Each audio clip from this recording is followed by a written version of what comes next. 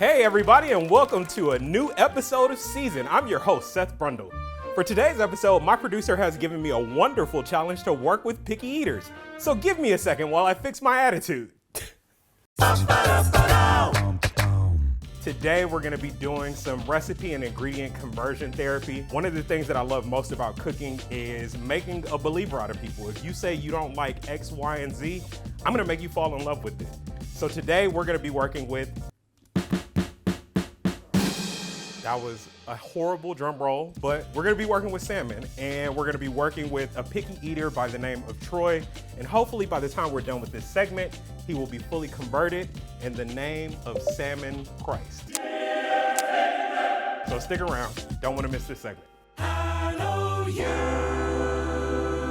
All right, Dr. Chef Brundle showing up for duty. We got our first patient here. What up, Troy? How you doing? How's it going? It's going well, man. Before we get started, I got a question for you. Yes.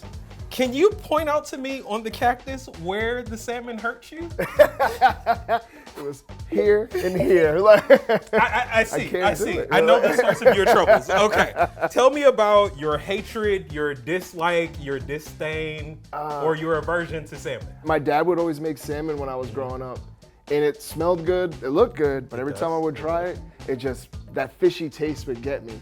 So I couldn't eat like salmon, crab. The only fish that I actually eat would be like fried flounder or fried catfish or something like that. I'm glad that you said that. Yeah. And I'm glad that you're curious about that because I have a super secret recipe that I'm gonna be cooking up for you today. Okay. I'm gonna try to neutralize that quote unquote fishy flavor that you described. I'm gonna inject some seafood oil elements in there. Okay. And I'm gonna hook you up, bro. All right, sounds good. We're gonna convert you. All right, we'll see. You down for the challenge? I'm down for the challenge. All right, let's do it. Okay.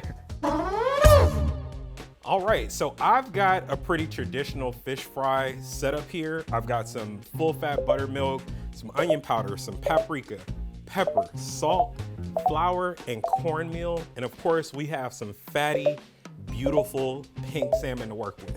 So we're gonna get started. So I'm gonna start by slicing our salmon into 1 to 2 inch cubes.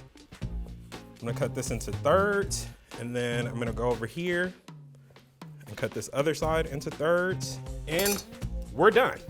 We have 9 evenly sliced pieces, and we're ready to start. The first thing we wanna do is pour our full fat buttermilk into this shallow dish here. And I know some of you guys at home or in your cars who are watching this video and not paying attention to traffic are asking yourselves, why buttermilk? So fun fact, if you marinate chicken or fish in buttermilk, it keeps it moist, it keeps it tender, and it transforms the flavor and makes it a bit sweeter. If you remember, Troy does not like the fishy taste of salmon, so we're gonna completely transform it. So we're gonna season up our buttermilk. We're gonna start with some onion powder. Then we're gonna move on to some smoked paprika, some pepper, and some salt. We got some flaky salt here. So for each of these 4 seasonings, we want to use about a tablespoon. If you use a little more, a little less, doesn't really matter because, you know, it's not going to retain all that seasoning. So feel free to do whatever you want, but that's about the wheelhouse. So we're going to take our whisk or a fork or whatever you have near, and we're just going to whisk our buttermilk mixture up. All right. So that's nice and evenly mixed. I'm going to take my tongs. I'm gonna place our salmon in one even layer in our shallow dish here. And I think I can fit all the kids in the pool without anybody getting left out. Okay, so you wanna make sure that bottom layer is evenly coated, and then we wanna go ahead and flip that. So each side is evenly coated. I'm up here making a mess, but that's okay. So we wanna let that marinate in our buttermilk mixture for about 30 minutes, no more. It's not poultry, it's not chicken or anything like that, so it doesn't need that long to adhere. So in the meantime, while that's marinating, we're gonna take our Ziploc bag, fold it over like this. We're gonna add our cornmeal and flour. And then the same seasonings that we use to season up our buttermilk mixture, we're gonna use the same exact seasonings and about the same measurements for our cornmeal mixture here. So we're gonna add our salt, our pepper, our paprika, and our onion powder. And because we're working with a resealable bag, don't need any whisk or any forks or anything like that. We're just gonna seal it up, make sure it's nice and tight, and then gently tumble it. You guys know me. I like to be very childish with my food and have fun, so you can kind of get loosey-goosey with it, play with it a little bit, just as long as everything is evenly mixed, like this. Our salmon has been marinating for about 30 minutes now. We have some hot vegetable oil here. So I'm just gonna test it out before I dredge our salmon, just to make sure it's hot enough. We got some bubbling, we got some sizzling. I would say that she is ready. No Tiffany Haddish. So we're gonna place our marinated salmon pieces in our resealable bag. We're not gonna say the brand name because they're not paying me. If you guys write me a check, I will say it. We're gonna reseal it up and then just very carefully tumble this around. These pieces have been marinating, they're sticking a little bit. All right, give it a peek. Okay, so we got some beautifully coated cornmeal salmon pieces here, nicely evenly coated. Smells really good. I'm not gonna taste it yet, guys. So we're gonna place that right there on the side of the pot. So just like with quarantine, we're gonna socially distance our salmon pieces in our pot. Even though we have our 9 or 10 pieces here, we're probably only gonna put half of them in. We don't wanna overcrowd.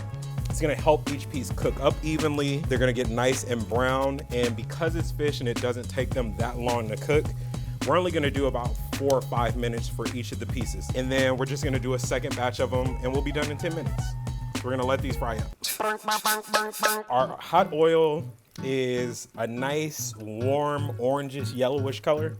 I'm gonna check on them. It's been about 3 or 4 minutes. Look at that, y'all. Look at that. Beautiful golden brown salmon pieces. I'm jealous of Troy, you know, because I know he thinks he doesn't like salmon, but he's gonna love this, like absolutely love it. And whatever he doesn't eat, I'm gonna polish off. So we're gonna turn our invisible flame off. We're gonna let our oil cool, and we're gonna move over to our second half of this fried salmon dish. We're gonna make our Cajun garlic butter, and it's gonna be amazing. So let's do it. So now we're gonna get started on our Cajun garlic butter, our garlic Cajun butter, whichever order you like it in, that's what we're gonna make. So if you thought the deep fried salmon was easy, this garlic butter is going to be even more easy. So we're gonna start off with 1 stick of unsalted butter. And our pan is on medium high. So we're gonna let this melt down. It's doing so pretty quickly. So we're gonna move over into 15 minced garlic cloves. That's right, you did not hear me wrong. I did not stutter. That was probably inappropriate. So we're gonna put this in our pan, saucepan, and let this heat through until it's translucent and it's fragrant. Alrighty, so our minced garlic is translucent and it's fragrant and it's doing everything I need it to do. So again, when I said garlic Cajun butter, I was not kidding. So the next thing we're gonna add is our garlic powder, or granulated garlic. Then we're gonna add some chili powder, some of our Old Bay seasoning, our Cajun seasoning, some pepper, salt, and that lemon pepper.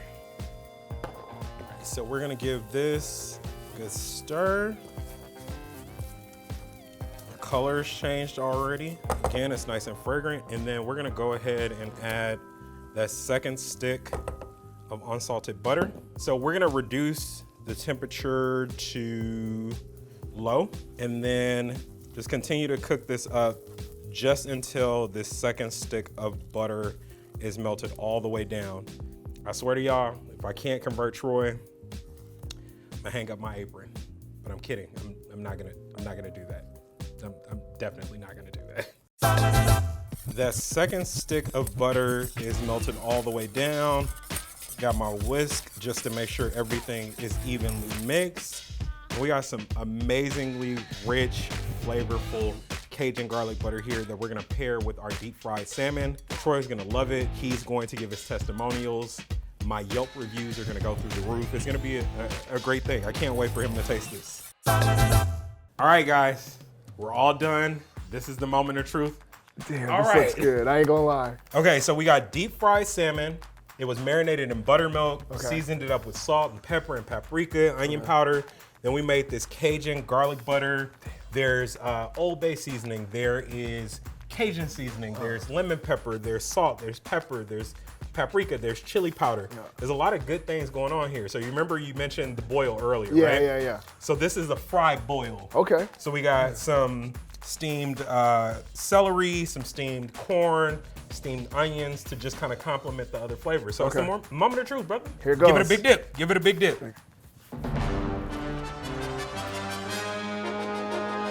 Damn. Okay, I can do this. It doesn't have like that fishy taste to it. It's really good. And the seasoning, so bomb. I never even thought to try to deep fry salmon. I always just tell people grill it. Troy has just finished an entire piece of salmon for the first time since he was a teenager. I'm gonna grab it. You can throw down. Go ahead. Go ahead. Look at him. Went from eating no salmon to eating the whole plate. I never would have thought. I was telling my friend earlier. I was like, I'm not gonna like it, and I'm not even gonna be able to pretend I don't like it, because I was like, as soon as if I bite into it, I'm gonna be like, get a little face. I'm like, nope. It's authenticity. I would absolutely cook this at home. You can go on my Yelp page. You can give me 5 stars. Absolutely.